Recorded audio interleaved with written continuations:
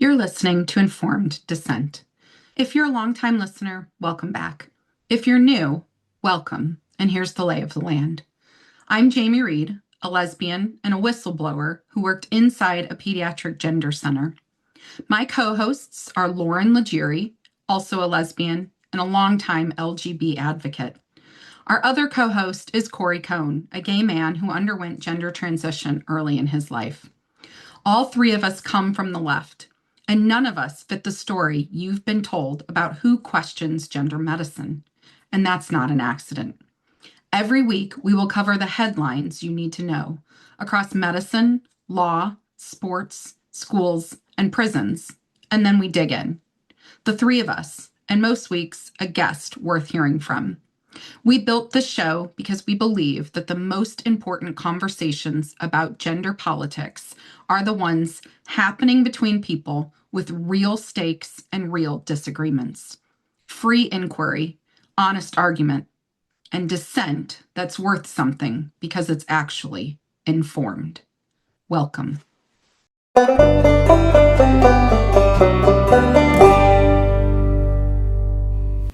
Hello and welcome to Informed Dissent. I'm Lauren, and here are your headlines for the week of May 30th, 2026.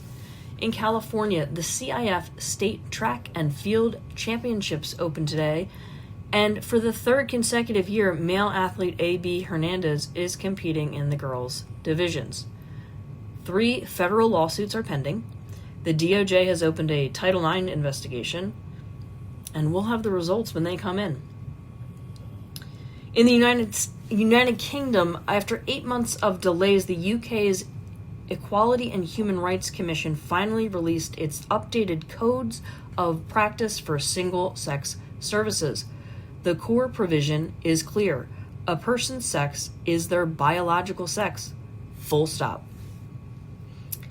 And back in the U.S., President Trump's administration's restrictions on gender medicine are now reaching adults.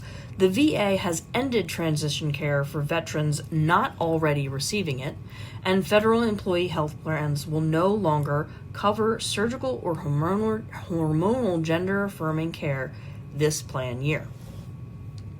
Finally, the Supreme Court term ends in late June, and 2 major women's sports cases are on the docket: West Virginia v. BPJ and Little v. Hecox. Both test whether state laws restricting male participation in women's athletics are constitutional, and we will be covering it as soon as the decision comes down. Those are your headlines. For a weekly in-depth breakdown of all news gender-related, delivered straight to your inbox, consider becoming a paid subscriber. And now, on to the show. Hi, and welcome to Informed Dissent. The kindergartners are graduating. The high schoolers are, I don't know what, not yet, close to graduating.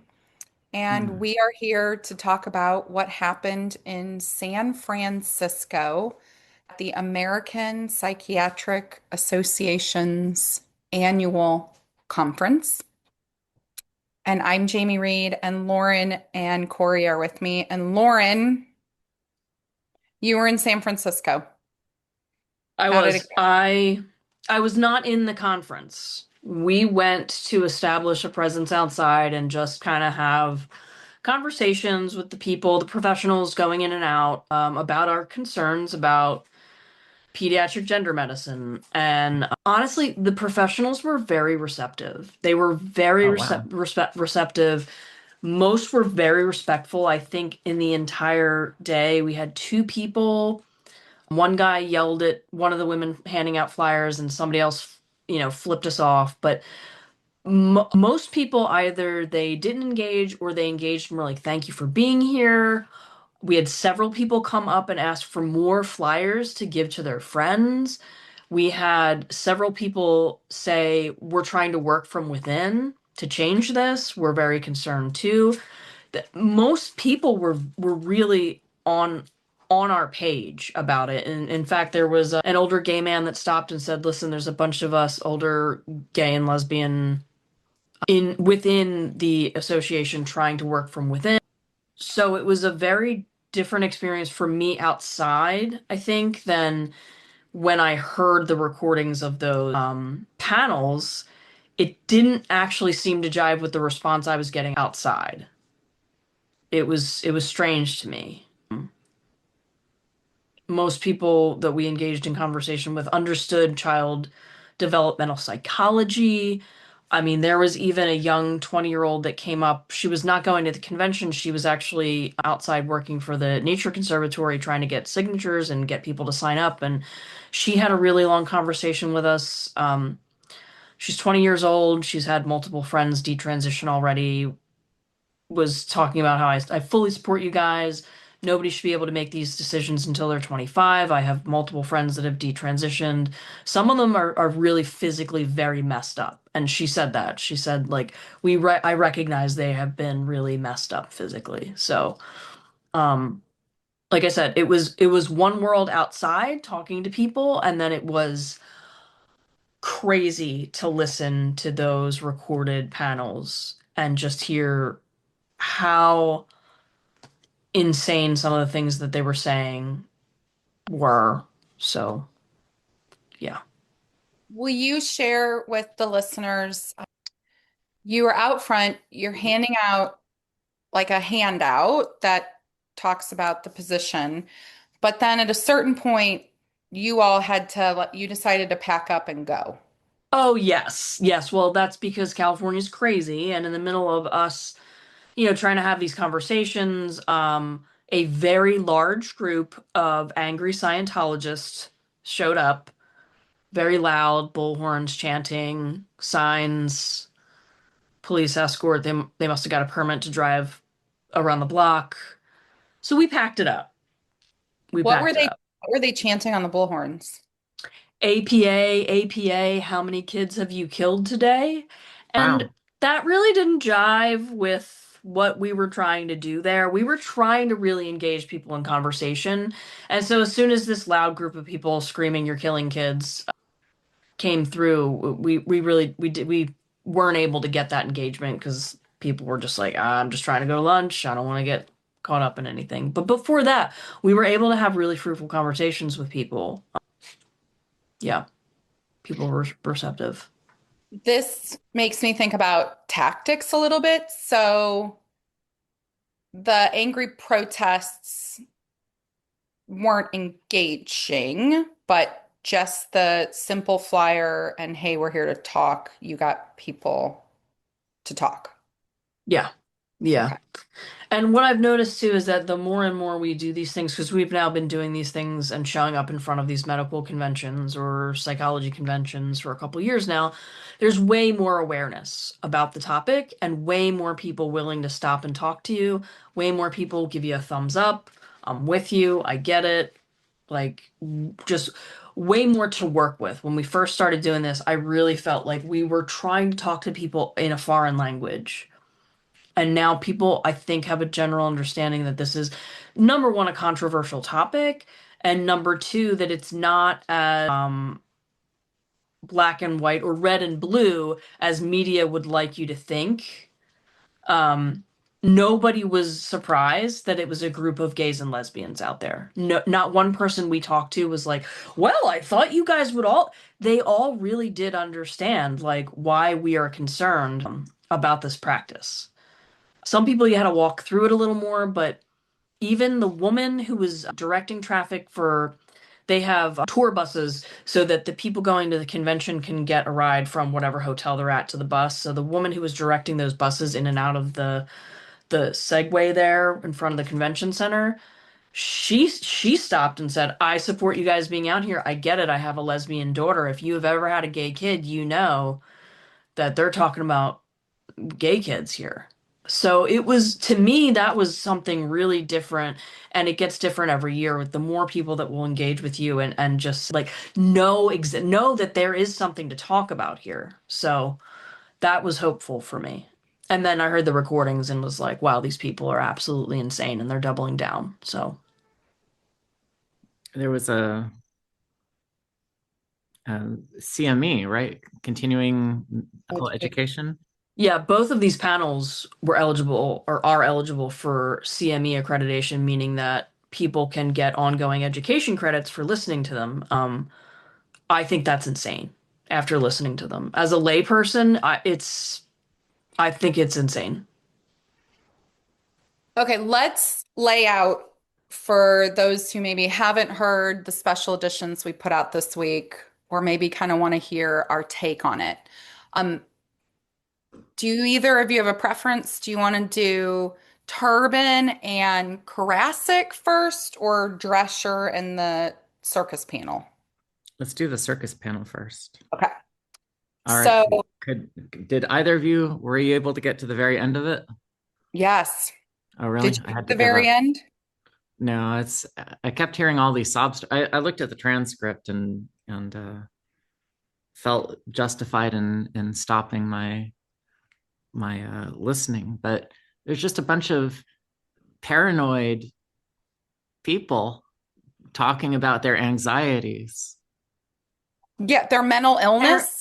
But Yeah. paranoid therapist talking about their paranoia and how they are talking about their client's paranoia, not Right. trying to alleviate it, but agreeing with them that they should flee the country, that things are really bad, that there's this like overarching transgenocide. I mean, these seemed like crazy people, but when you're listening to it and you realize these are people with mentally ill clients that are looking to them to mirror reality, that's really scary. Yeah. So what it was it four two males and two females who identify as the other sex, who all work in therapy. Some of them having transitioned relatively recently, because that maybe they're young or they're old and they transitioned later in life. Well, none of them transitioned as kids. Right. They were all adults. They're all adults. And it's so strange because there's this history of homosexuality being classified as a mental disorder, which Yes, that's how Jack Drescher opens it. He opens right. it trying to tie in Stonewall, but also how psychiatry and the DSM used to classify homosexuality. Yeah. How liberating it was for the APA itself to be disrupted and for the organization to have outsiders come and challenge everybody's thinking, and how that's something that we need to honor. Like that's a legacy that we need to honor. And then I'm sorry. A cavalcade of trans-identified therapists from across the country coming in and talking about their anxieties about the current political situation. It's so strange. I wonder, there was no disruption at this panel, but I wonder if there had been a disruption, if it would have been interpreted through the lens of I don't think so. These people are so oblivious to So and you know what? It's not that parallel. He would love to make it that parallel, right? But it's not, because the truth is the APA and the medical field had the evidence that homosexuality was not pathological for decades before they ever changed course. Here, it's the complete opposite. There's no evidence that this is helpful, and all the evidence is saying it's bad, and it's still going to take us decades for them to change course. That's the only similarity, is that when confronted with the truth, the APA takes generations to change course. That's just my take. What we're in for then. Yeah. I want to go through the four panelists kind of one by one for a moment. Yeah, please. Okay, so it started with this older man by the name of Dr. Jamie Woods. He presented, identifies as female. He had the most bizarre kind of rambly, very much based on stereotypes presentation. It also seemed like when he was talking, it sounded like a trans like 101 that would have occurred in like 2010, not 2026. Dated? It was so dated. It was like he's speaking in this manner where it's like some of us just need for you to teach us where to go get our nails done. And it was just like cringe. He went on a very strange little tangent that at the first two times I listened to it, I couldn't understand what he was talking about. He was talking about a judge quoting Deuteronomy Mm-hmm. and something about panties, like how he was like, I couldn't buy panties. And I was like, I don't understand what this man is talking about. I think I said to you, Lauren, at one point, I was like, is he saying he works in a prison or was he in jail? Like, I couldn't understand it. So finally, Yeah, it was unclear without the context. Yeah, it was I unclear. dug in a little bit more and I found out that he was previously married to a woman. He announced his trans identification at the age of 63. He had been a doctor, he had been a pharmacologist, and she immediately basically says, I want a divorce. And he had already made plans to spend their money while they were still like in this divorce process. He had already set up for a $6,000 surgery, and she had to go to court and get a court order that he not spend their marital assets on his transition until she's like basically like, can we just be divorced and then you can go spend your money on whatever the hell you want, but I don't want our marital assets. I want them divided first. And that's this whole purchasing panties thing that came up, was that she was trying to get him to basically not spend their money on women's underwear and surgeries. And Wow, what a Well, harridan. and then he violated the court agreed with her and said he's gonna have to wait until the divorce is final, and he violated the court order. That's why he was held in contempt. That's why the judge was mad at him, because he yes, violated a court order saying he couldn't spend marital assets. It didn't really have anything to do with the transition. It was just her saying, like, if you're gonna spend $50,000 on electrolysis, can you do it after I get mine? It's a pretty standard thing to do during a divorce, is to say don't spend a lot of money until the marital assets are separated. Anyway, weird tangent. He went on a number of weird tangents. He brings up that 25 or so percent of his trans-identified clients are autistic, but he just brushes it off as maybe they had too much testosterone in the womb which and is just keeps on going, which isn't even a thing, right? and Crazy. then he What's also not a thing? quotes, well, he That was claiming autism is that caused autism by too much testosterone in the womb. But he says No, this. It's not even close. Yeah. caused by vaccines, right? That's oh Lord, It Cori. kidding. I'm but at kidding. least that would have been at least it would have been closer to some kind of something. No one has ever told me that they think testosterone exposure in the womb creates autism. We're I gonna have comments. But the way Well, he says it is so flippantly, where he's just like, oh, I don't know, maybe too much. I don't know, trans them anyway. Well, this Ooh. is for continuing medical education credit, so Yeah, no I need believe to it. have inquiry about whether I there's believe a, it. you know, he also made a claim that trans identified people are not dateable and made some made up statistical reference with that. This was the opening. Then it went to one of the trans identified women. I think it went to the one riddled with anxiety next, who she was claiming she could barely get on a plane to come to I San haven't left the Francisco. house since 2024. She hasn't Yeah, left the house since 2024, but she thought this was something to fight for, so she's going, this is someone counseling people. Just putting it out there. She's a counselor. She's a psychotherapist. I believe she also said her wife was in the audience. And then we jump back to another trans-identified man. Uh, that was Dr. Lana Irons. Um, He works in a domestic violence shelter. I felt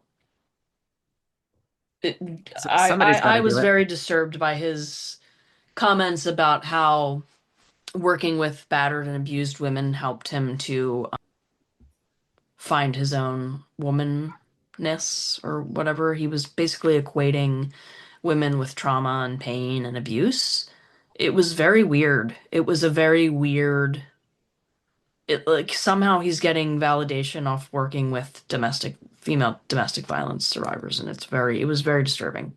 Oh, I and we should jump back for a minute to the woman who hadn't left the house. I think she also went on some tangent, very similar in some ways to Dr. Jamie Wood's tangent, where you're not given any of the details around it, but most of them had some sort of complaint about their workplace environments. Yeah, Where, they were all complaining that they could had a hard time keeping or holding jobs or getting jobs, and all of them were working in telehealth. All of them. but saying that, one was explaining once they came out within their program or that they had job offers rescinded, and yet but at the same time saying like, basically, I have agoraphobia and I can't leave the house. You're basically left wondering like, um, how much insight do they have to their own mental health and their ability to be in a workplace environment? And it was just framed as they were discriminated against. There was no insight into how did this feel for their patients. I think it was Dr. Lana Irons who did make some sort of reference to some of his patients maybe saying that they didn't want a trans-identified male presenting as female as their doctor, and he blew it off like they were the Bigots. problem. They were the Yeah. bigot. Yeah.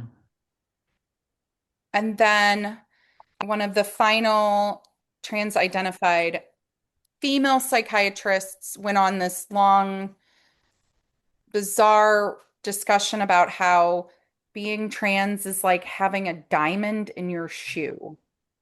Yes. Did you hear that part, Cori? I saw it in the transcript. I don't mind it as an analogy, but it's also kind of silly in the context that this woman was describing it. There's this kind of lingering background.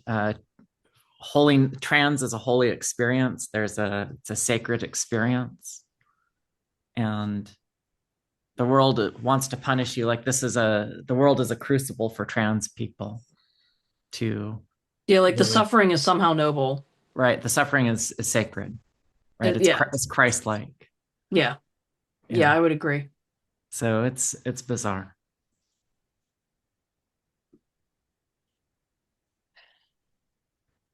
That, I mean, it was just 4 personal stories. If I It was not productive. It was not helpful. And I also, like, I try to put myself in the shoes of Drescher. Like, if I really believe that these individuals were, um, if I really was a true trans believer, this was just a really poor way to get your point across. The presenters were not good presenters. They didn't tell even if you're going to describe your personal story, they didn't do so in any sort of way that had any scientific or clinical background to it. It was, does that, I mean, if I wanted to go work with Drescher, I could have been like, we could have totally rebuilt your traveling circus show and made this actually productive. Well, could I ask maybe a difficult question here? Um, one of the things that gets criticized on our side is sort of the traveling show of detransitioners. Is there a parallel between these things? 100%. Yeah, What should we think about that? Um, I actually was at a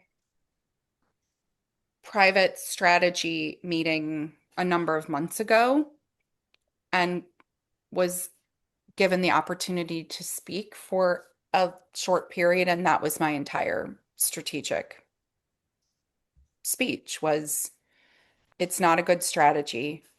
It's not helpful to the individuals for whom we're doing this. And I think I tried to make the analogy, you don't take your wounded soldiers and put them back out on the front line. You have to make sure that they have you only do that after they have been cleared and go through the healing process to be cleared for duty. And I just Yeah. Which is something that you've figured out through experience and not through like this isn't a principle that you've always had and developed. This is you've worked with enough detransitioners that you're like, some of these people need more stability and care before they well, get enlisted in this political action. I used to always try to say that if I also try to recognize that for the most part, these are adults and that they have the right to formulate their own um, pathway to health and wellness. And for some people, advocacy or speaking about your situation is a part of healing. So I Right. I always wanted to thread this like a really fine needle, whereas if this is part of your healing process, if this is you actually getting better, then I will stand alongside of you as you do so. I will, not say you can't do this. I mean, they're adults. If they want to speak about something that happened to them, but what I see and I've been in this now for about 3 years is that I think it became a strategy, and I would find even senators or legislators would reach out and say, "Do you support us on this bill?" And the response would be yes, and then it would be like, "Okay, well then can you bring me five detransitioners?" Um, I've had long conversations with Lauren about this, where it's very challenging to just be one small player in a movement to take a principled position on this, but we no longer are having that be the driving focus for our advocacy.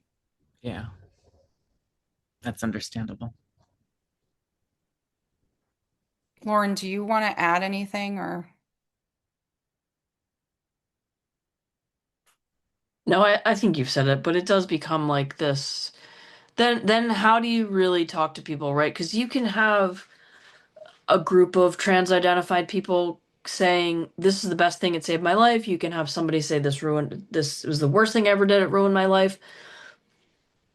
That again is not how we measure the efficacy of medical interventions. We need to start talking about efficacy, ethics in medical intervention. Like we need to be able to start talking about the science and the facts. Nowhere in either one of these two panels at the APA were they talking about science or updated facts in any real way. There was no real wrestling with what we know now. It was just, we know this works. We know this works. Puberty blockers are reversible. Trans people are being genocided. They'll kill themselves. I mean, yeah. So maybe these personal stories of victimhood work for some people, but I think once you hear enough from both sides, you kind of become that is not the reasoning for you to have made a decision. Like that it shouldn't be. It should be, I'm looking at the science and the evidence because I can't just give more weight to one person's personal experience, subjective personal experience, and not give weight to somebody else's subjective personal experience. The way we decide these things is to look at facts. Yeah. Should we talk about the other panel with Jack Turbin and Dan Karasik? Yes. Yeah. So that was what we put out the audio of first, and I struggled listening to that one in a different way. So I found Dan Karasik, and I hate to say this because I'm not trying to armchair psychoanalyze these people, but he seemed very bizarrely narcissistic. So he opened this panel complaining about leaked audio from He years opened his ago. panel. Yeah, he opened the panel complaining about how someone recorded him at a panel years before, which I got a little tickle out of, but whatevs. We have the slide deck. We're going to put it up on the website soon.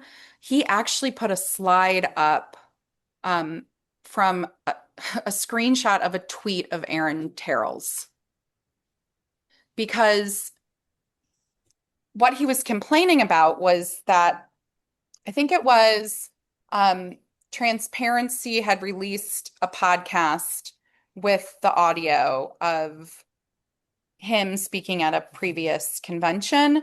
Right. And he's still, I hate to say, he's still butthurt about that like years later.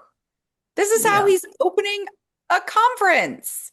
Yeah. And the next thing he does is he plays, or maybe he does this first, he plays a clip of himself being interviewed. Yeah. Like, Wow. That's efficient. Now he doesn't have to say the same thing twice. but then and the takeaway too. Well, I think the funny thing is that, the tape in the beginning is a reporter asking him about the HHS report, right? And pediatric gender care. And at the end, I think we put this out because it was at the very tail end and I hadn't been able to listen to it. Was a lot of question and answers, but one of the questions at the end was, what are your thoughts about pediatric gender care? And he just said, Nope, nope, wrong not panel. tonight. No, Oh, it was the other that panel. was Okay. Drescher. That was That Drescher. was at Okay. the end with Drescher, and Drescher said, nope, not tonight. Yeah. But Karasik's go-to phrase is just, they're lying. The other side is lying. Like, can you be more specific? Yeah. Well, I think they did give some specific criticisms. It's just, I don't think that they were very even-handed. No, and they weren't very in-depth. The analysis was not very, I didn't think very in-depth. So the criticism of the HHS report, for example, was really attacking the source instead of attacking the content, right?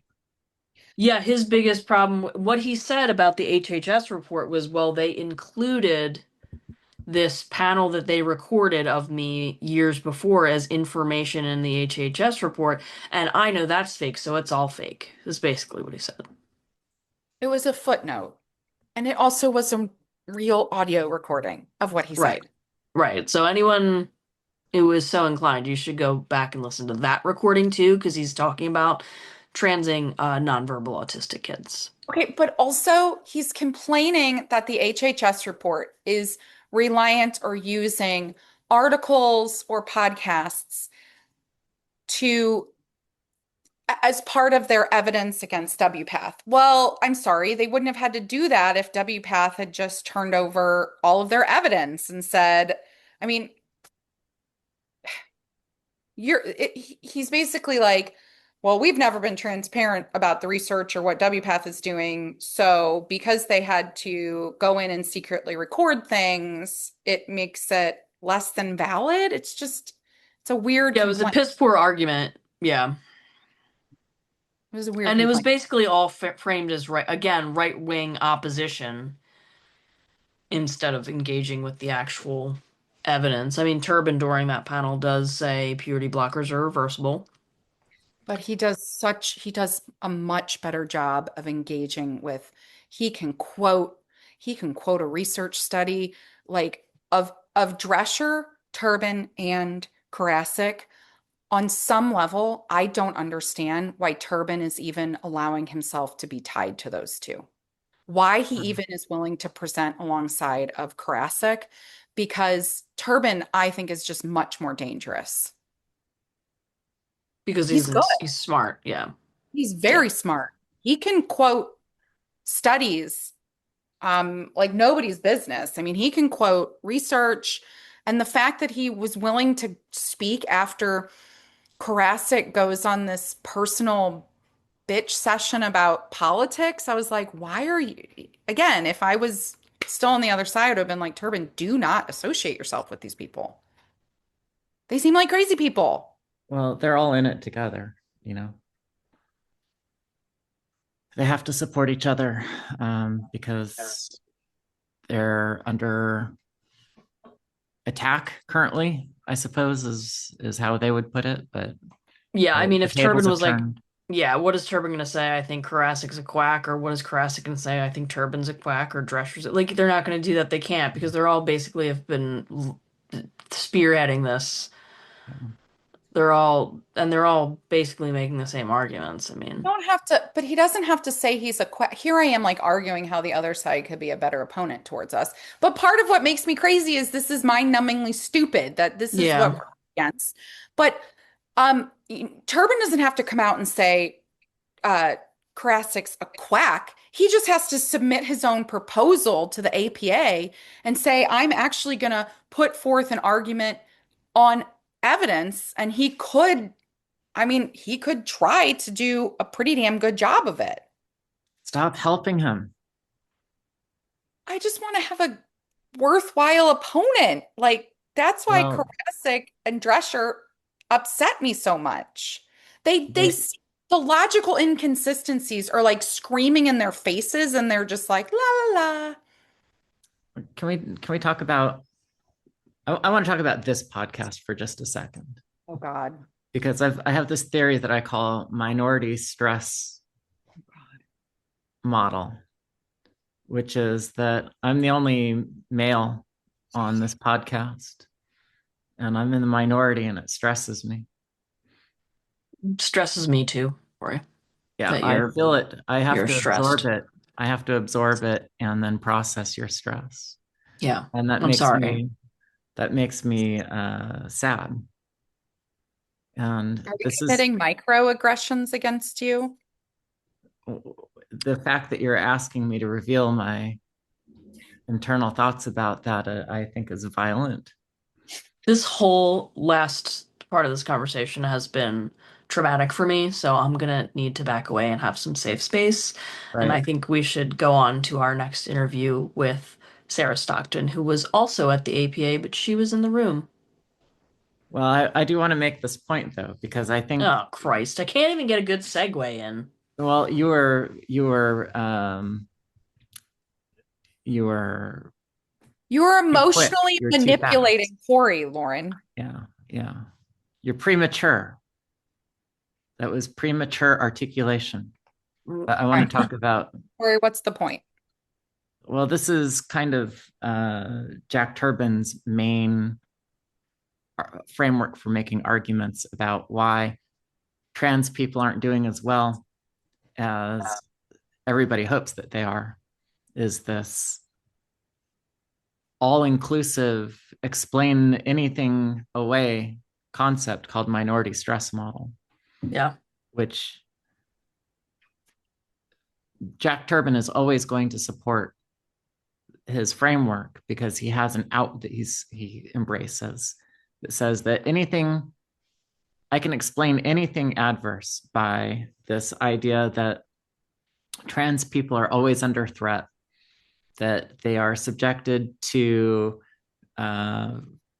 stressors that are caused largely by structural realities designed and by cis people at the expense of trans people. And so when trans people are doing well, it's because they are surviving and thriving, and it's because they have access to the interventions they need. But when they're doing poorly, it's because the outside world treats them badly. So this model, which is pretty childish when you start to think about it, is the main thing Jack Turbin uses to justify his continued support of these types of transition interventions. I think the model also, though, flies in the face of what you would consider some of the best concepts around psychology and mental health, which is that external drivers and the external locus of control over your emotional life should not be how you conduct your life. That like good psychology or good mental health is about finding an internal locus of control where you drive and you have ownership over your emotional life, regardless of the external pressures and feelings that might be going on. I think part of my own logical challenge within the working in a gender center was that it was completely this flipped paradigm that we were here. I was wanting patients to get better, and to do so would be that they had to develop their own, you can have assistance and you can guide young people, but at the end of the day, it has to come from within. That's right. And this model just continues to put everything on an external. You have no control, you have no agency. Everything's done to you. And everyone's out to get you. Yeah. I mean, that's actually weird, Cori. That's kind of the theme of both of those panels was that yes, it's not quality mental health if everything is about the external driver. The only person that you have control over is yourself. I think I wanted to hit one other point that Turbin brought up that I think is worth us discussing, which is one of the criticisms that people on our side use is that the evidence to support these interventions is extremely low quality. And he went on to make the point that a lot of medical interventions lack the evidentiary standard that would be called high quality. And nevertheless, we have standardized those types of medicines and therapies, and that they're broadly accepted. So his point is we're creating a special case, special exception for these gender interventions that we don't make for these other types of things, like emergency medicine, I think is one of the ones that he mentioned. I mean, I know my counter to that is, my twofold response to that. One is has to do with the risk benefit profile that he's not. This is why I continue to think Turbin is more dangerous than Karasik or Drescher in this case, is because he's not incorrect. On a fundamental level, he's not incorrect. But the difference is, though, that you're actually treating something in emergency medicine. You're not treating anything. No, okay, yes and no, but you are treating something. He is not incorrect that medicine often is based on low quality or not enough studies, but in those interventions, the risk of giving it, the risk of me giving you an antibiotic, or the risk of me giving you, say you have croup and me giving you a steroid to breathe, the risk benefit, that's what it comes down to, is I'm not putting you at risk of a loss of your fertility, your sexual function, and a functioning endocrine system. Right, the risk benefit is not as high. And then the other response to that I find incredibly frustrating is that you're basically saying medicine is shit, that's why we should continue to give some of the most vulnerable and distressed people in our society shit medicine. Yeah. Like, shouldn't it be then we want to raise the bar and the standard? Shouldn't we be asking for a medical system that is more reliant on the gold standard, high quality evidence to provide, especially in pediatrics? Like, how is his argument what we want for people? Well, I think I know I saw you send an email inviting him to come on the podcast, and I'm sure it's been a busy week for him. He hasn't gotten back yet, right? No, he hasn't. He has not. Yeah. So Well, I'm really trying really hard to also reach out to all of these individuals. If we write about them, I want to give them a chance to comment. I know you're very dedicated to creating an open discourse.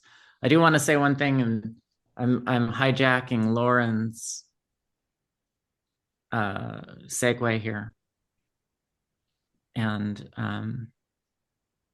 it is that we know that Jack Turbin is going to either watch this or get a transcript of it, because they're all curious to know what we're saying about them, which is understandable. We do the same things. Guys, come talk to us. You know, we're not gonna bite you. And if it turns bad, you can always just, flounce, leave the conference call if it turns bad, but just take a chance and come have a conversation. You could even say, we'll talk about these topics and not these topics, and we're not going to do gotchas. That's not our modus operandi. But the conversation's not going away. That's not going away. So come and have it. Come and have it.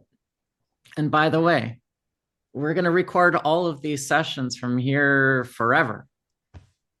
Yeah, you'll never be in a conference room where somebody that isn't sympathetic to our way of thinking isn't recording you and making sure that all your T's are crossed and your I's are dotted. I mean, you're not going to be able to say whatever you want without people objecting. You can be in the room and have a fruitful conversation about those objections, or we can just continue to do it the way we're doing it, where we just comment off each other's secretly recorded conferences. Doesn't seem like it's getting anywhere though. Yeah, come join us. Well, I'll also shamelessly plug here. Part of how we get a lot of recordings like this is we have a contact page Dropbox on the website and says, I am a whistleblower, and we get leaked materials all the time. So if you're somebody who listens and is at something and you think this is really interesting being said, feel free to drop your recording or reach out to us, because we do get a lot of stuff leaked to us, because I think people know and trust that they can and that we take it seriously and we really listen to it. What we put out this last week, we didn't edit. We didn't, and that's the other thing for Jack and Drescher and Krasik. We didn't edit it. We didn't play Got You with their panels either. It's not like we just put out the crazy things that were said. We put the whole thing out to listen to. Well, that was just the crazy stuff. But it was the whole thing. It was the whole thing. So let's go talk to Sara. Let's get some insider feel for the room and how many people and what the audience was engaging with, and we'll go from there. Good to see you again. You too. Love your new haircut. Thank you.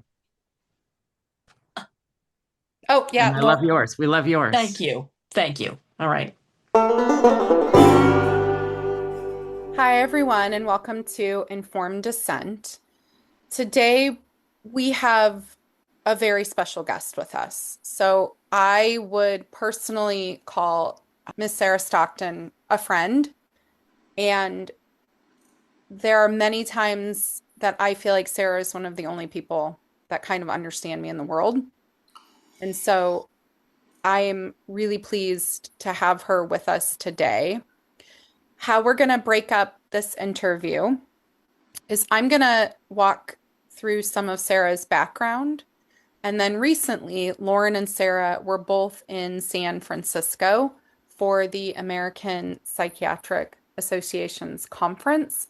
So I'm going to turn that section over to Lauren to talk about the APA and what they both experienced and what Sara experienced from inside the room. So first off, Sara, thank you for joining us on Informed Dissent. Yes, I'm happy to be here. So for some of our listeners who might be meeting you for the first time because somehow they lived under a rock and they never saw your famous cameo on What is a Woman? Yes, your What is a Woman segment. Yes. Can you describe for us, what did you do for the first part of your career and what is your education background? Yes, so I have a master's in marriage and family therapy from Syracuse University, and in 2008 when I went into graduate school, they had just met with the Dutch to discuss the hormone assessment needed to recommend youth for puberty blockers and or hormones. I mean, we were really taught under the premise of we have this amazing drug coming out where we can pause the puberty and we can see what's going on with these kids and be able to see if their gender dysphoria resolves in time. And so Syracuse University had written an adult assessment tool, so we utilized that and just updated it with family systems and questions for youth. And then I went ahead and worked at SU, which has a gender affirming care clinic. It did not have that right away when I had started. That came probably about 10 years in. And I have recommended hundreds of minors for puberty blockers, cross-sex hormones, surgeries, and some adults, but I was primarily working with the youth up until around 2015, 2016, where I kept kind of bringing up some of my concerns, and they were, I don't know, I was accosted for, in trouble. It was very clear that I couldn't have any conversations, so I sort of just silently kept to myself until What is a Woman came out, and then I have been sort of speaking out since then. Walk us through, what is the difference between a psychiatrist, a psychologist, and a licensed marriage and family, is therapist the right word? Yes. Yep. Yeah.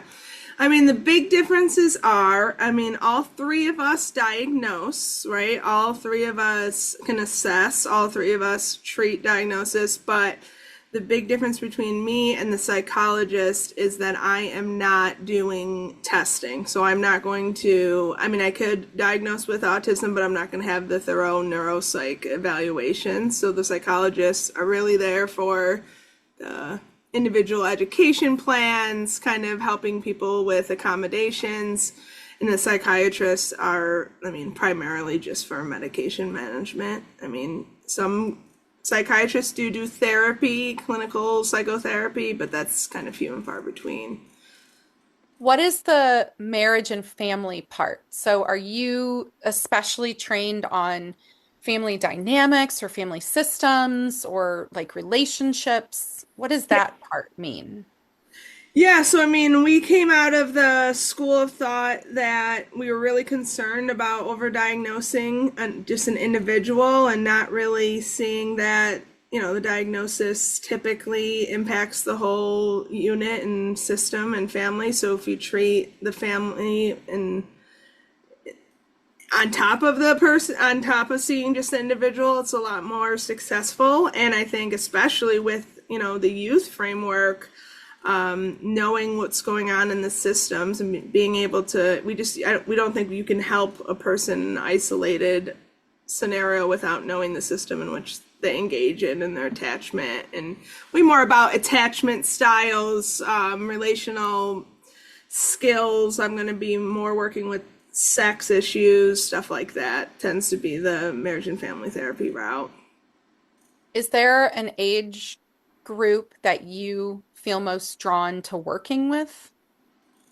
Now or back in the before? Back in the before time. Let's start there.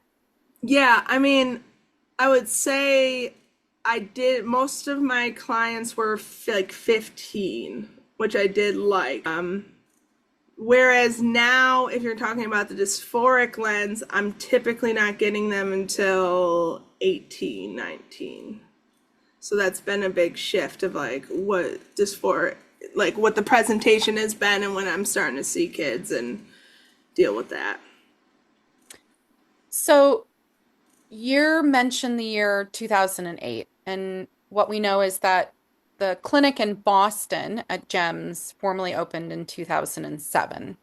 So I think it's fair to say you were part of the very early kind of first wave of centers or providers in the US who were on the ground kind of rolling out this new model.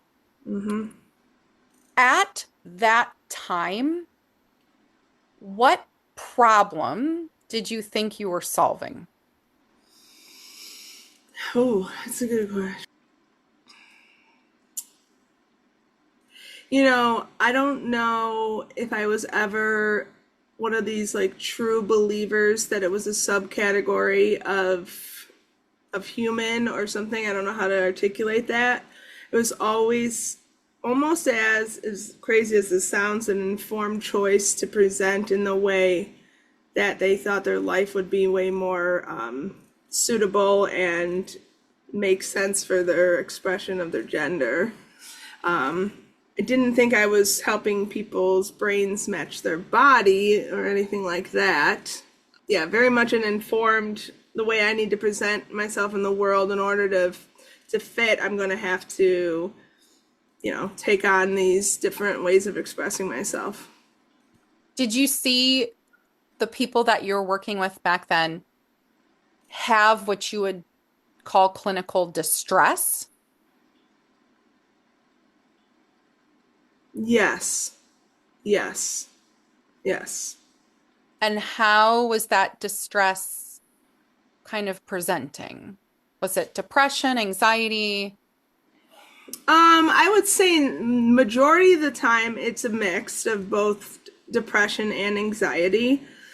I mean, I think, again, it's really hard to look back in hindsight, but a lot of it was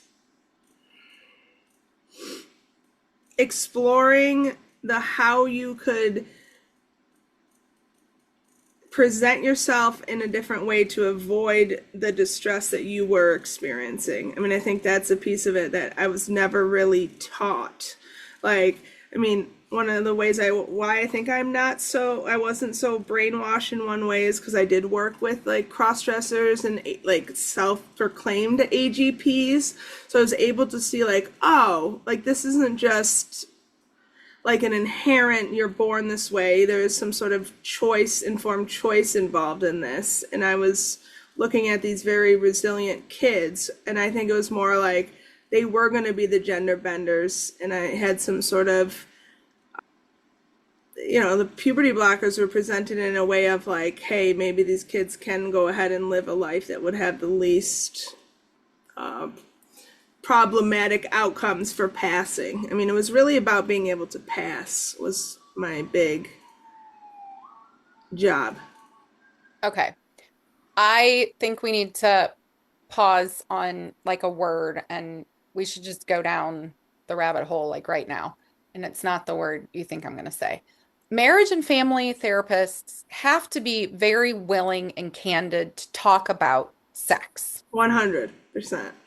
So you are the kind of therapist where if you have a relationship that's falling apart around sex, or if you have, you know, young adults, you have the ability to work with sex addicts, people that have major issues. Paraphilias, yeah. Okay, so we don't talk about this a lot in public, but is that just something you just have comfort with? Do you have training in? No, I mean, I think I'm definitely in there because, I mean, I grew up with Jerry Springer. I'm watching truthfully, I'm watching Jerry Springer. I'm watching Real Sex on HBO.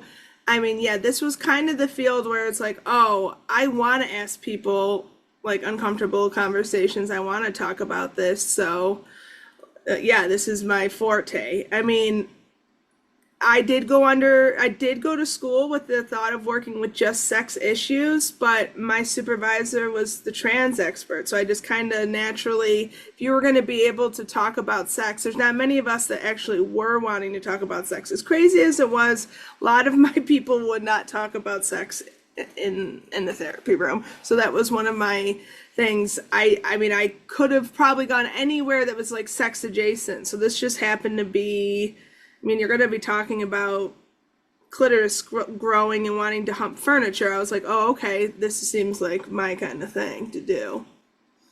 So that's curious to me that this you were working with kids, and I'm assuming was this like a team of people that was working with these kids? So there's multiple people, and puberty blockers. There's the risk of sterility. Did they not know the risk to fertility? So like it's curious to me that we didn't talk to these kids about sex, and that some of your colleagues were shy on the topic, but I mean, were you aware that there were risks to sexual function and risks to fertility when you were counseling these kids, and were your colleagues aware? I mean, I with all due respect, I just left a conference that just told me that puberty blockers are harmless and are completely reversible.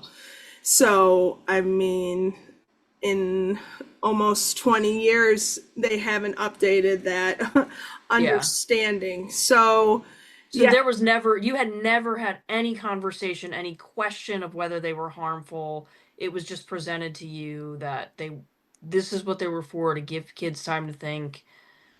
Yeah, puberty blockers were presented as completely harmless. Hormones, we were more aware of those side effects, and we were going to be talking to them. Like I said, we were taught to be talking to these kids. Okay, yeah, if you're going to be put on testosterone, get ready for a sex drive that you might never have had. So we were speaking about that, but we were never talking to them and even had the thought to say, oh, it's going to impact you perhaps negatively sexually. That was never something that was going on. Yeah, and puberty blockers, I mean, I think, again, we'll talk about it, about how upsetting it was to hear at the conference, but it wasn't until a father, many years into my practice, came in with information about Lupron and was kind of like, how are you keep repeating that statement to me when it says right here what the problems are with Lupron? And that was where I was like, oh, okay, let me address this. And that was the father who killed themselves because they put the kid on Lupron anyways. So that was where I was like, oh, there's stuff here. We're not talking about it. No one wants to talk about it. And that was my first kind of awareness of what we were doing here and what was at, stake here. So you finish your master's program and you become a licensed marriage and family therapist. And you're a practicum supervisor right away. So I'm also always going to be doing the gender affirming care for all new interns too, signing off on all of those. Okay, so that's actually a great segue for a moment. So in therapeutic settings, or even also in social work settings, you always have supervision, and you also, in your role, are providing supervision. Okay, so I'm very familiar with this because although I was never a licensed clinical social worker, I was always in those job roles. So I always was in supervision. And then at a certain point, I was training and supervising the students, the MSW, the Master of Social Work students. So in supervision, that seems like the best kind of place for you to start talking about when you're starting to feel like something was wrong. Correct. Can you first just explain to listeners who have no idea what we're talking about, or even Lauren, like what supervision looks like, what it's supposed to kind of be? Yeah, well, first of all, I just want you to be where in this program you had to apply to be on the trans team. Okay, so there's some sort of application process, and if you're on the trans team, and for many years it was like 4 of us because one supervisor typically doesn't sign off on more than 5 people's hours, so they kind of try and keep a supervisor to every 5.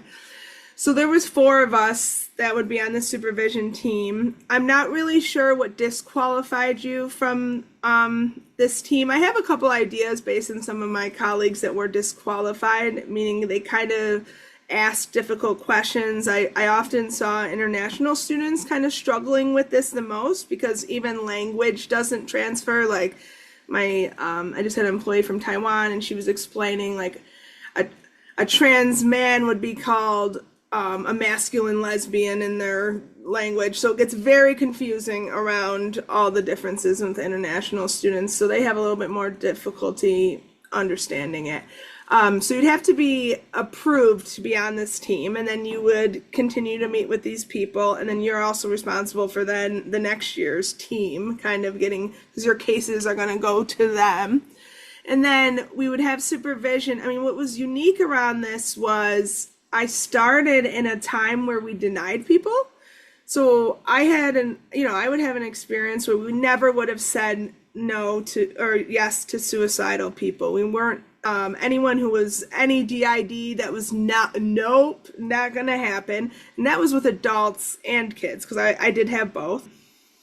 And then it wasn't like 3 years later after that. So I get this assessment that we do. It also has to go through the peer review process to be published, right? So we're working on this for years after I graduate. I'm still working with this trans team. I'm still taking interns in my practice and stuff like that.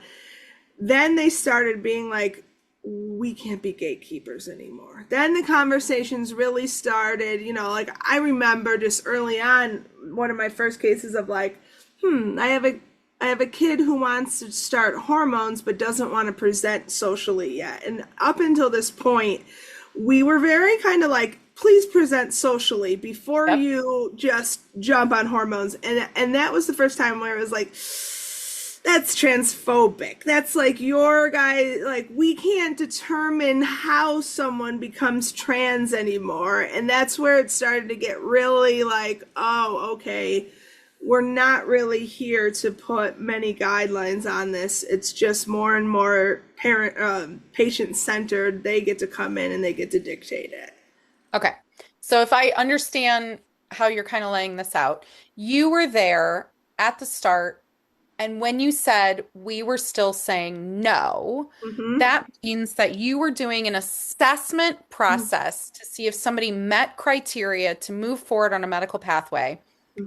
You're still in that time frame where there are no's. There was no's. And when you were saying those no's, was it like you could say no and the team would back you up and say, nope. Yep, this is an obvious no. We will look back on the, maybe they can come back, let them go ahead out and try and even use your preferred name to see how it goes. Because they were concerned about just greenlighting this and people having no understanding of what that would look like in the real world.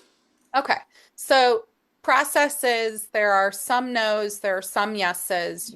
You have a role, and that assessment is actually some safekeeping, some criteria meeting. Okay. So then that starts to shift, and you're hearing this is transphobic. This is, we can't be the gate, being careful about gatekeeping. I've never really asked anybody this before, or like gotten to like probe on this, but when that shift started happening, I feel like there's an element of then why the hell do I exist? Like, you're taking away my function, my job. Like, what is my job then if that doesn't exist anymore? Was it being taken out of your hands, or was the expectation just everyone's a yes?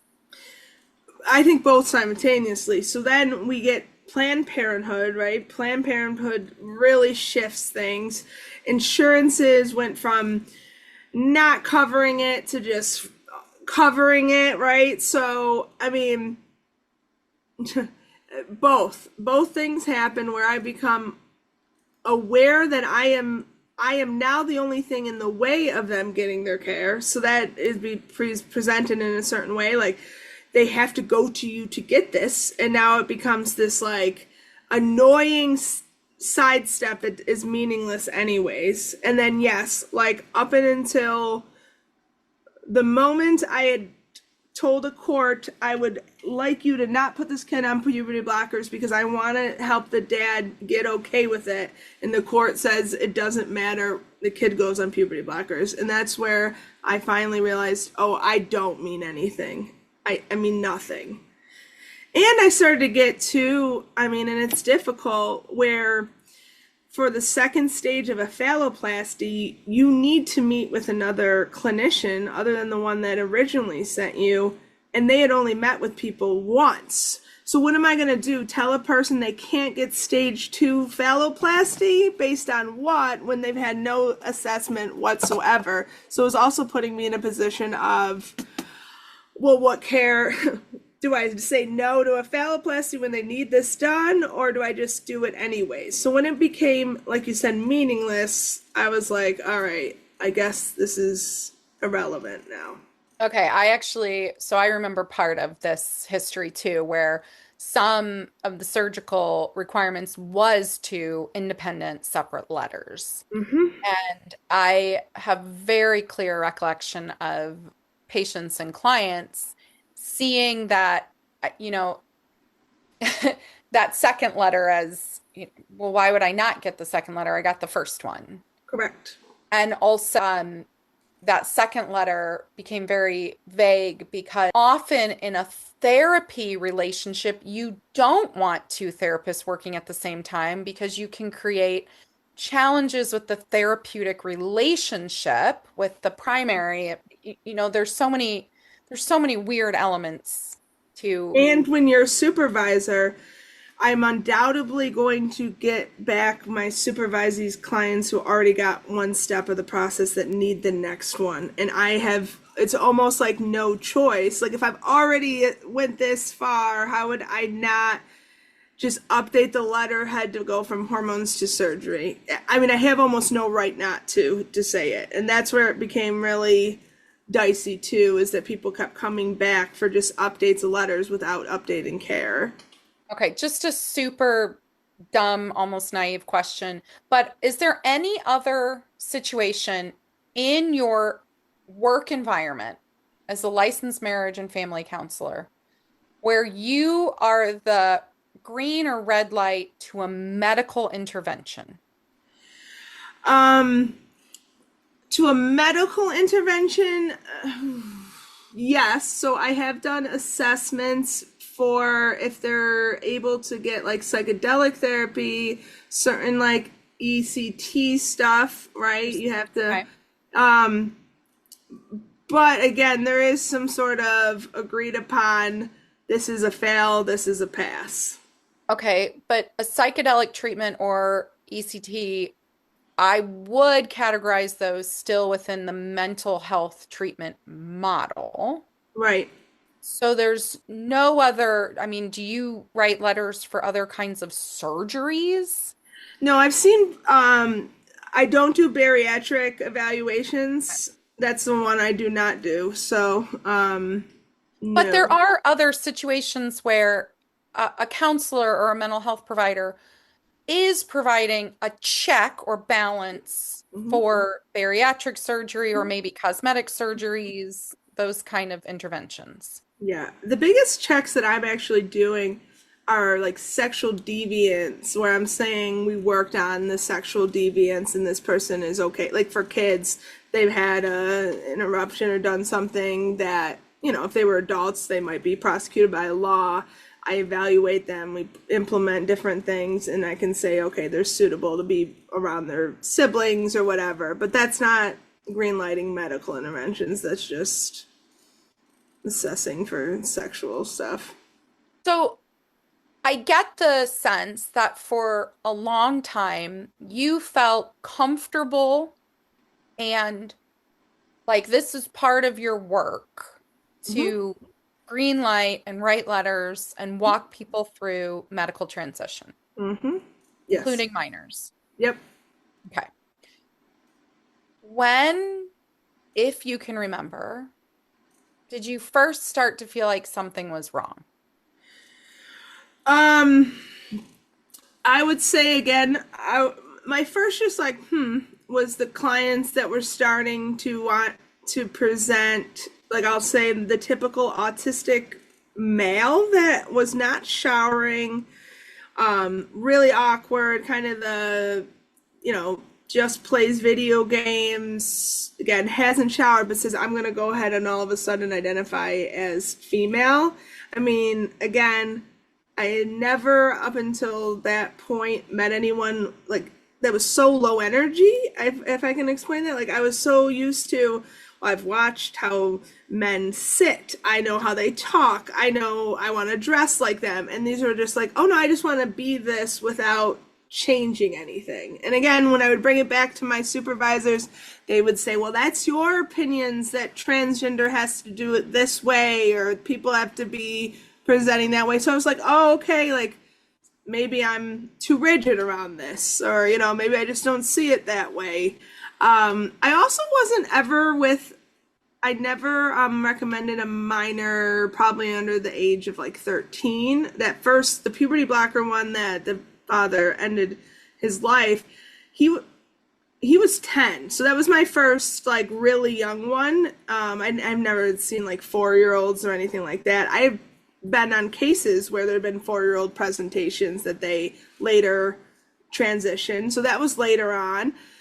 I also had, like in 2015, like the 4th friend in a friend group, and I brought it and said, I have a little bit of concerns, and they said that you have no basis. Like, I don't care that for, what could you prove in that just because. Okay, so I just want to stop you for a minute though. So the 4th friend who is saying they are trans identified. Yeah. So you saw this intimate, like small group, and they all took on the trans identification. Okay. And was this like adolescent girlfriend group? You mean? Yeah. Okay. Yeah. But they were like, you have no right to say that. That doesn't necessarily mean anything. And I'd be like, oh, okay.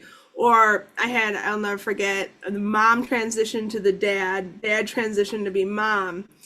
And the child was having anxiety, and they said it wasn't that. And that's not something that I really needed to talk about. And I was like, I don't understand how it isn't this. I'm not saying they shouldn't do it or they don't have the right to transition, but to act as if that's not the problem. And all we did was read a book to the kid and said, now dad's mom and mom's dad, that should be enough, kind of stuff. So that's where I was like, oh, okay. And I would have aggressive clients on testosterone, young girls and we were never able to talk about that might be the reason why they're aggressive. And so again, there was all these, we don't talk about that. That's not okay to speak about. So I was just like, okay, I guess I'm just going to stop asking questions. So I just, it was really easy. I tell people, it's like, I never really stopped seeing people. All I did was tell them that I would have to do the assessment. I would have to follow, WPATH's social 8 guidelines, which would take probably 1.5 years, and no one ever schedules an appointment. So that was just pretty much how I slowly went out from doing it by myself, but I was still supervising people who were working in the affirming clinic. So, Sara, there are some parallels here from my own center. So what I'm hearing is that as the safeguarding model kind of phases out and the informed consent, you can do whatever you want model kind of comes in, there are cases that you clinically thought still needed time or more attention, or maybe there was a deeper underlying issue and you were just hearing, nope, they're just trans. Mm-hmm. Don't be the block, don't be the slowdown. Mm-hmm. Yeah, and I'd like to think it had to be 2015 where, so I had a client, he was a gay male, and like, when I saw him, his regular issues was just anxiety, and then he moved away to California, and he calls a couple years later to come back, and he tells me that he got into prostitution there, and he transitioned because they told him, he'd make more money as a prostitute, and he also got facial feminization surgery. And it was very surprising to me because even as a clinician, I was almost like, man, I missed this whole gender dysphoria thing that he had. Like, what? How did that not come up and all the stuff that we were talking about? So he came to have a session, and I'll never forget, like, I asked him who he was in the waiting room. Like, I had no idea who this person was. He looked totally different. Because I didn't know who it was, I only confirmed to him, like, how effed up this must have been. And he wanted help, but at that time, I had no idea. Like, there was, of course, no detransition word. That's not what we were talking about. Like, I had no idea what to do with him, where to send him, where to go. Well, what was he saying? Was he saying that he was upset about his transition, or he was upset about, like... He completely regretted it. And, again, this is facial feminism. Like, there's no going back from that. Yeah. There was no, And so I was very ill-equipped. Then he ends up just going back to California because he didn't really have any idea here. But that was very alarming to me of like, oh, that had happened and he had never even had dysphoria. What the heck? What's going on? So, yeah. But no one was really concerned about it and talking about it. And I really think the only reason, people always ask me, and I say this, it's like, well, why aren't your clients coming back and why aren't they detransition? And does that mean that it's good for people? And I don't, my answer is always like, well, I just transitioned resilient kids. Like, they were just probably going to make whatever decision they did, they were going to figure it out. They were already high achievers. They were going to school. They were going to college. So I imagine that, even if they're not really okay with it, just like anything in life, they kind of taken it and probably just figured it out. I don't know if that means all of their biometrics are great in the relationship and sexual health. They're sure as heck probably not having children. That's definitely not happening. But other than that, I just think that's the piece of it. It's just they haven't really figured it out yet or come against it. And what are your views now? Like, I understand what you're saying. Like, the kids that you've transitioned were resilient and are doing quote unquote okay. But do you think that is the measure of whether we should be doing this? No. Yeah. So you've done a complete 180. Yes. Yeah. Yeah. So let's talk about the APA, because I was outside and I felt that we got a pretty gracious reception from most of the people going in. So I'm curious, as someone who was in there, what was the atmosphere like with the clinicians, the presenters, just the other attendees? Were they talking about any of our presence outside? Was there any kind of talk at all about this obviously controversial issue? Just give me a feel of what was going on inside. Yeah, I think I went to the APA for a couple reasons. Obviously, I just think post-COVID, we're finally at a place of like, let's figure out what happened, what do we need, what's going on, let's get back into, reality. So, we have AI, we have prescription meds, and we have this trans issue. Those are my big things of like, okay, I want to see what's going on at the conference about that. In the conference, their biggest internal battle were the overprescribing meds. And so any panel or presentation on that was actually pretty packed but also being called right wing. Like that was being already, there was this underpinning of like anything talking about tapering meds, overprescription was the RFK talking point. We got to be careful around that. So going into the presentations on trans, so the first one was the evidence-based one with Jack and Jack Turbin. Both presentations were started with this like extreme presentation video of the scariness of the political world. I mean, that was very clear that we were in a time period like no other, and that the primary problem presented that we need to realize is that people are not going to exist anymore. There's concentration camps. There is mass. Wow. Yeah. Yes. That was brought up. I would say in the presentations, it was primarily white women that were in attendance that were, there was some males, obviously. I would say in the second presentation with all the trans-identified psychiatrists, there were probably a little bit more gay males in that one. But I kind of remember looking around and feeling like, wow, are we all just buying this? We're just following this. I mean, we were asked to give them standing ovations. We were asked to clap at certain times.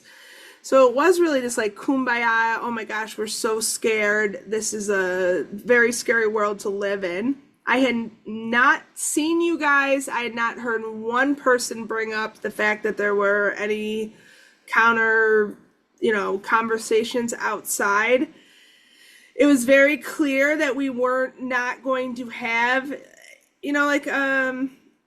academic conversation about it. Even the questions that certain people brought up were not allowed and not really thought about. I mean, just being an outsider coming in and having an idea, I was kind of surprised of how detransitioner was even brought into the presentation, and there was never an explanation of what a detransitioner was.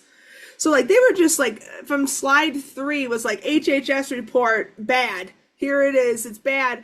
And no clarification of like, do these people in the room know that there was an HHS report written to look over the evidence of gender affirming care? Like it was all just like, Sweden is actually cool with this, and just like little snapshots of trying to prove something that I'm like, I don't even know if the general public who are sitting in this room know what the term detransitioner is, and now we're using this in very, interchangeable conversion therapy words. A lot of conversion therapy fear tactics were coming out. So yeah, I mean, my impression was shit's really bad. The political world is bad. RFK is very, very scary. What are we going to do? Kind of thing. What was your impression of the conversation surrounding the evidence? Was there much actual talk of evidence, and what was your impression of the things that they were saying or presenting as evidence? I mean, the evidence was interesting. I mean, I listened again to the first one a little bit today. I mean, obviously being in person is a little different than listening to an audio, because you have to understand we did have slides up. There's a little bit more of a personal touch in that way. They were like cherry picking evidence. It was kind of like, see, this study proves that psychotherapy doesn't really improve depression outcomes, therefore it's no way that it could improve dysphoria outcomes. And just really, like, I could see them setting it up around, this is why we have to ban conversion therapy, because there is no way of treating this but hormones, right? But puberty blockers, but all of these things. So no, I mean, and if anything, I mean, some of the evidence that they did claim, again, this was an update on the recent evidence, was just, more about the Trevor Project saying that people are experiencing increased anxiety and, suicidality due to what's going on and their fears of being A lot of the evidence was more, did you know this conversion therapy ban? Did you know that this state is not allowing prisoners to be given hormones anymore? That was the evidence that was being presented. So it wasn't actually clinical evidence to the efficacy of the interventions. It was evidence that people are pushing back against the lack of evidence, it seems like. Yeah. Yep. Wow. I mean, one of the really weird things is that they explained how like complex interventions have a hard time getting graded on this scale of like, is it a good thing or not? And they basically were like, yeah, anything that out of anesthesiology doesn't get graded well in evidence base. So how can we say this? Even anesthesiology is only like 5% effective. So that, therefore it's really hard to really ever understand how to incorporate this in complex cases in any way. So it's just like, okay, if only 5% of endocrine disorder things even score high, there's no clinical necessity that we need to prove that this works. It just does, which is insane. Yeah. Do you think, like, did you get the impression? So I'm assuming in the room itself were probably true believers, sycophants, the people that were not gonna have challenging questions. But I'm curious if there was any talk outside of those two panels that maybe you got involved in that people, because we actually had a few people stop us outside and say, we're working from within, we agree with you. But do you hear any of that in the actual conference? Like, is there any public objection to any of it?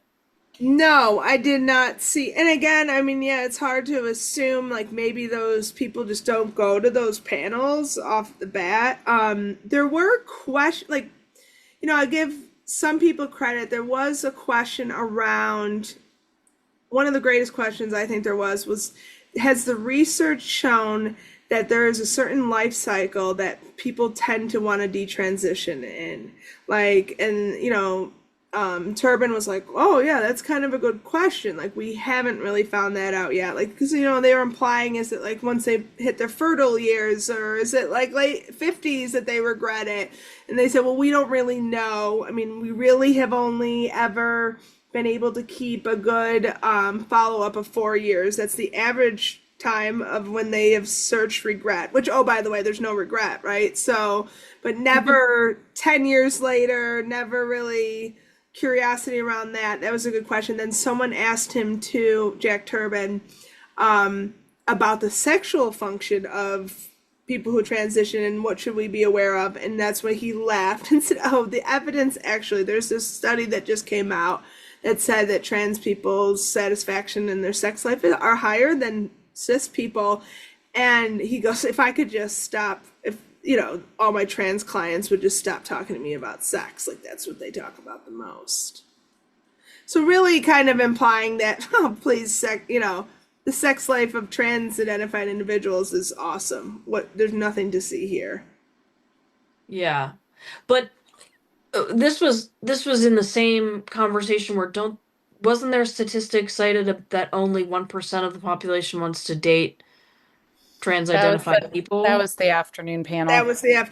Yes. Yeah. Yeah. Okay. Yeah. But even the through line seems inconsistent if you're all really kind of intertwined and talking about the same thing. Mm-hmm. And then there were other claims. I heard I think it was Jack Turbin who said puberty blockers are totally reversible. He said it like 3 times. Yeah.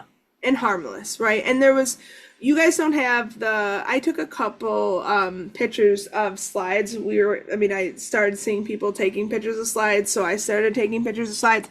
That was an interesting thing. Jack Turbin said if you wanted his slides, you would have to Google who he was and get a hold of him, and that's how you would get his slides. I don't know why he wouldn't put it up for public consumption like his co-presenter did.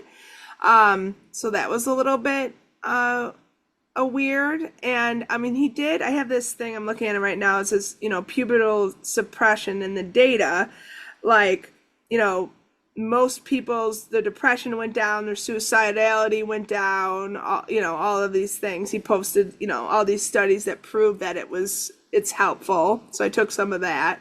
But he was very, very certain around the puberty blockers being reversible, which for me was probably the most egregious thing I heard the whole time, because that was one of the things where I was like, oh, I thought we were really clear around that, and that was a known thing. And so that, has a lot of implications, because you have all these med students who are in the room who now are going to say the same things to their patients in their beliefs, that it's completely harmless.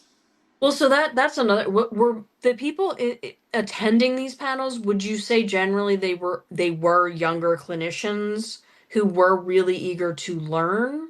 I would say it was 50-50. Yeah. Yeah. Yeah. Yeah. It's in the second session, one of the good,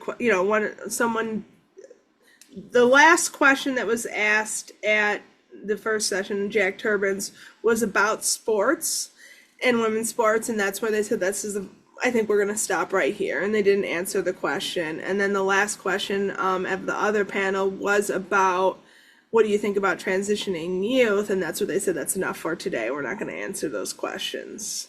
So anything like that might have been a little bit more debatable, we could call it, was not able to be discussed.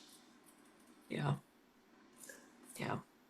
So where are you now? You're still a practicing clinician. Has your clientele changed? Have you seen changes in kind of the youth and what they're talking about with you in regards to transition, detransition? Yeah. Well, I mean, truthfully, I now see more people with gender dysphoria than I did in 2016, 17. I'm kind of back seeing kids who are, I think what's really sad and like a new issue to sort of deal with is I have a lot of kids who don't want to be trans, if that makes sense, but they feel like this is the outcome. And so they're struggling with, they have a lot of shame with starting hormones or even presenting, but they feel like this is the only answer for them. And so a lot of kids who I think are having difficulties with adulting, a lot of the autism presentation was very concerning throughout the years as well. So a lot of, kids and a lot of parents that I'm trying to help. I mean, a lot of these kids are now 18, 19, 20, but these kids are not able to drive yet. They're not paying their own bills. They can barely, go to school for a week straight, but they already are on hormones and down that path. A lot of people are doing hormones without presenting as the opposite sex. Really? Yeah, yep. And what about, I heard your FTC speech where you said that you have a new phenomenon of children who it's very difficult to talk to about regretting transition because now they think that they can just detransition. Oh, absolutely. Like kind of without consequence. Yeah. Yeah. I mean, what's the problem? Why are you teaching me this, Mom? Because fine, if that's the case, like I'll just detransition later. I mean, I do have, the people who have received vaginoplasties considering phalloplasties, so I mean, I think what is very scary, I mean, the fact that we are admitting that people are detransitioning, but there's no care for them because there is no real way to detransition. So, I mean, my concern is this cohort that's going to be just kind of stuck. Well, what do you think about this recent Texas children's settlement, though? Because it's $10 million they have to pay. They have to fire 5 clinicians, and they're supposed to establish a detransition clinic. So are you hopeful that they're kind of putting this infrastructure in place? Or it's tough. I mean, what was interesting is we had a psychiatrist from that hospital at the place who said he worked for the gender affirming clinic, and then one day the website was just taken down, and then he was made aware of this ruling, like one of the days at the, and they framed it as that's the first concentration camp. So this is like, oh, this is proof, this is forced transition. So the way they presented it as is this is the clinic to force kids to detransition. It wasn't being presented as, oh no, this might be the place where people that have been quote unquote harmed can come in, because Jack Turbin did joke about applying for a job there and that he might want to work at the detransition clinic. So yeah, I mean, I guess I do have a little bit of concerns around these kids are at some point. I mean, the whole point of what is going on here is that we don't know how, as clinicians, to have distress tolerance, nor do we know how to teach it to our kids. So they're just going to be stuck wanting to detransition instead of really grieving what's going on and often finding out they can't. So yeah, I do have a little bit of concerns of framing it as if there is such a thing. Right, as if there is a way to undo. Yeah, that's scary. Mm-hmm. For them to make these totally life-changing decisions because they think that they're reversible, and then to find out that they're not, and to have no real way of working through that in a system that only knows affirmation. Yeah. And, you know, you did allude to it. I mean, yeah, so the second presentation, and I remember just kind of looking around, like, is anyone else hear what I'm just hearing? That 1 out of 20 people now identify as, you know, sex other than assigned at birth. That's how they presented it. So 20% of the population, but only 1.7% of the population is willing to date them. So now I was like, oh, so 20% of the population is not able to have romantic relationships. We have a serious mental health problem. No one here is like, what? We just said that, and we're just like, okay, like, awesome. Well, what was their response? Like, what was their answer to just stop being transphobic? Yes. I mean, that's what it's, yeah. Yeah, just do their nails, make sure you ask people the pronoun. Yeah. If all you could do as a therapist was help them with their nails, then that's what you do. That's how you help them. I always go to my therapist when I need my nails done. I'd like to tell you I didn't do that in my sessions, but that would be a lie. Mm-hmm. Mm-hmm. Yeah, I mean, I was very scared around the fact, and again, 3 out of 4 of these people are from New York, and so, you know, one of the presenters said they had not left their house since Trump was elected, and they probably will not ever again. I mean, they barely could make it to this session, and it was like, these are the people that are helping others get through what they think is the most difficult time ever, and the guy is histrionic and paranoid about Trump tracking their cell phone. So, I mean, that was really just very scary when everyone's idea of advice was, well, just have your client have a contingency plan. And I don't know. I mean, I've had clients who kids have cancer and can't move to another state, let alone, you know, I'm sure people see this as the same thing, I guess, but I mean, it's just not really realistic to tell people you're just going to have to be able to move to Colorado, California, or New York. I mean, but that's the only advice we can give, and stockpile hormones and just know that people are probably not even taking their hormones for fear of when it's going to be taken away. Wow. So, I mean, they all work on telehealth because, you know, they can't go in real life. And yeah, I mean, I don't want to downplay. I mean, I'm sure that some of these administration shifts, like with passports and stuff, can be a little bit jarring for this population. But I mean, I hang out with some ferocious people who are concerned about transgender, and I've never seen them barking at them on the streets. I've never seen a trans person who's walking not be safe. You know, I mean, I still feel like all of us are doing this so they are okay and everyone is okay. So, I mean, I just don't know what the benefit is to having people who are already struggling out there believing that their existence is gone. I mean, they really tell you the story that presented up on the screen, travel.gov guidelines, and they were saying, the administration's been shifting it. They'd recently gotten rid of the intersex people. I mean, they really started out with the intersex people. That's something we really got to care about. There's a big population. They got rid of them by deleting the I on the website.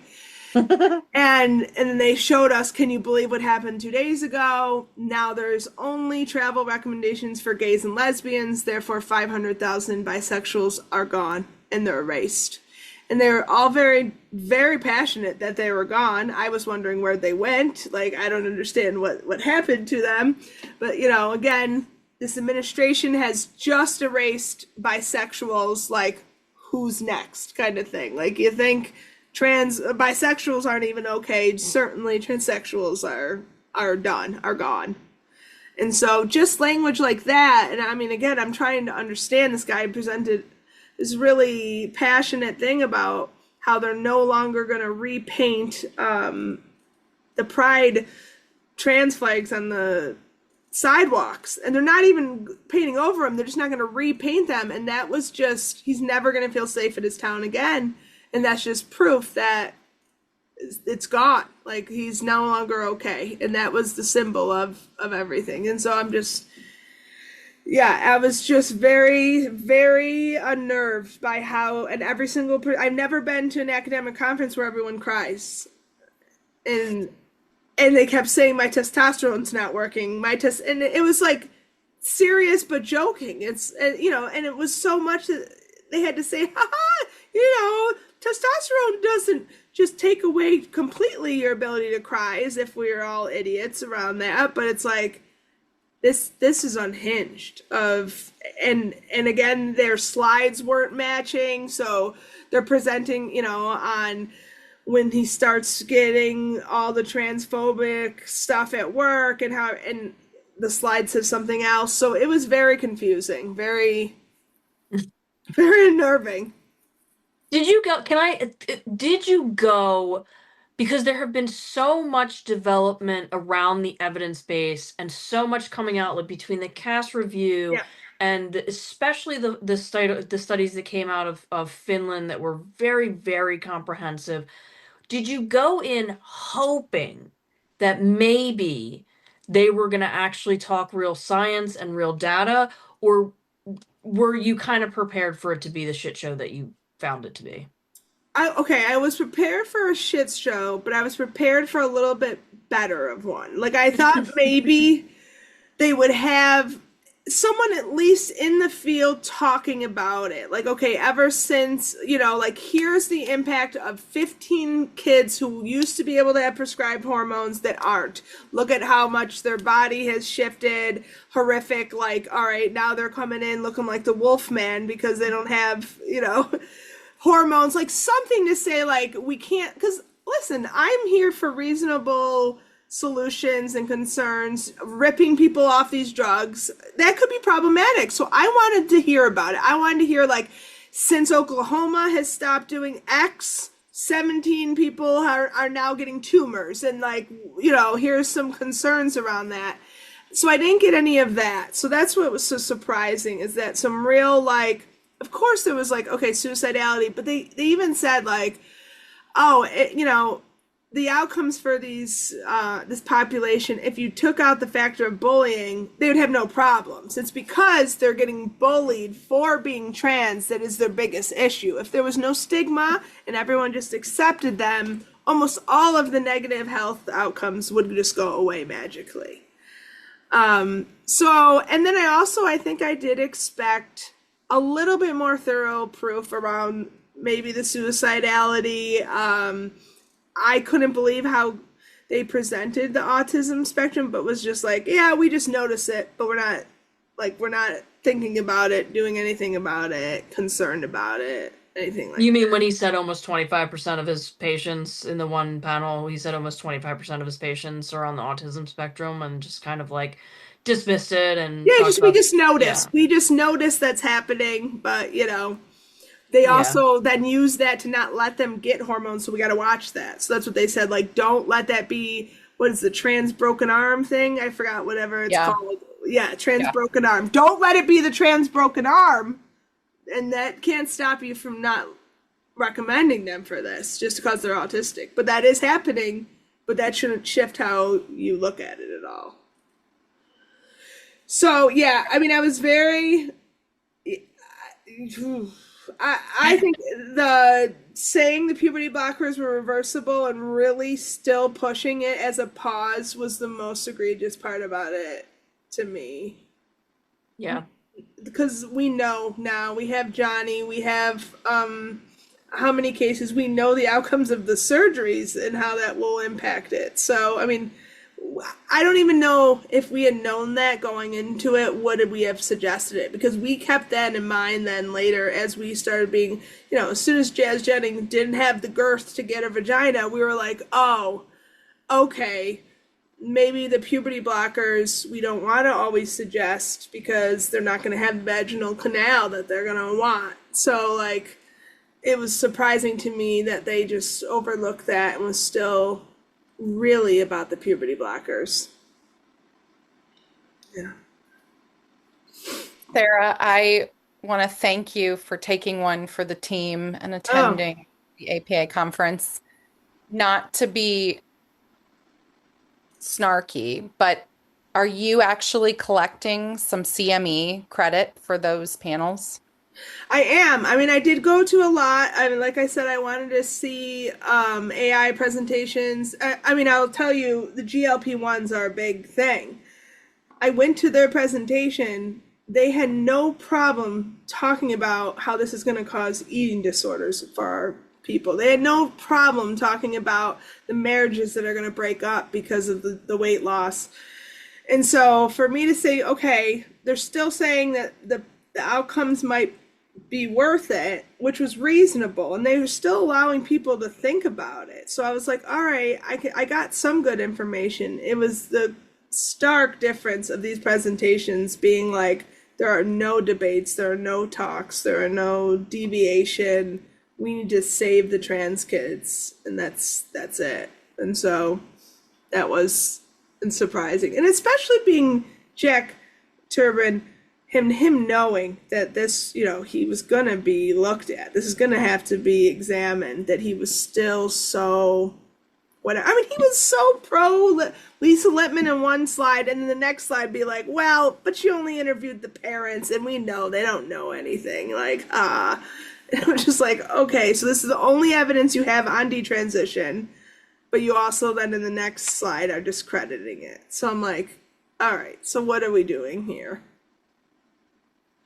Well, thank you for joining us today, talking through the APA. Where can people find you? Are you actually in clinical practice and seeking patients? Yeah, I am in New York for therapy, and then, for parents and sort of other people, I do some coaching, so you can find me through there. And, I work with other organizations, and I'm doing a lot more training of clinicians to kind of work with this, because we are finding that kind of calling yourself, I'm an affirmation therapist or I'm a non-affirmation therapist, is very limited to how we should be looking at this and treating this, because at this point, we're gonna have to help kids instead of fighting if we use their pronouns or not in some cases. So I spend a lot of work trying to help the clinicians that are going to be coming at this. So we can put your website in our show notes and people can reach out. Absolutely. Perfect. Thank you so much for joining us today. This podcast is produced by the LGB Courage Coalition, a registered United States nonprofit fully funded by small donations like yours. We work to promote evidence-based medicine, ending the medicalization of gender nonconformity, and advocating for LGB rights. Supporting this show means supporting that work directly. If what you heard today mattered to you, please like, subscribe, and pass it along. Word of mouth is how independent shows like this one survive. You can reach us in the Substack comments section or by email at lgbcouragecoalition@gmail.com. lgbcouragecoalition@gmail.com or through the contact page on our website at lgbcourage.org. We want to hear from you. And until next week, stay informed and ready to dissent.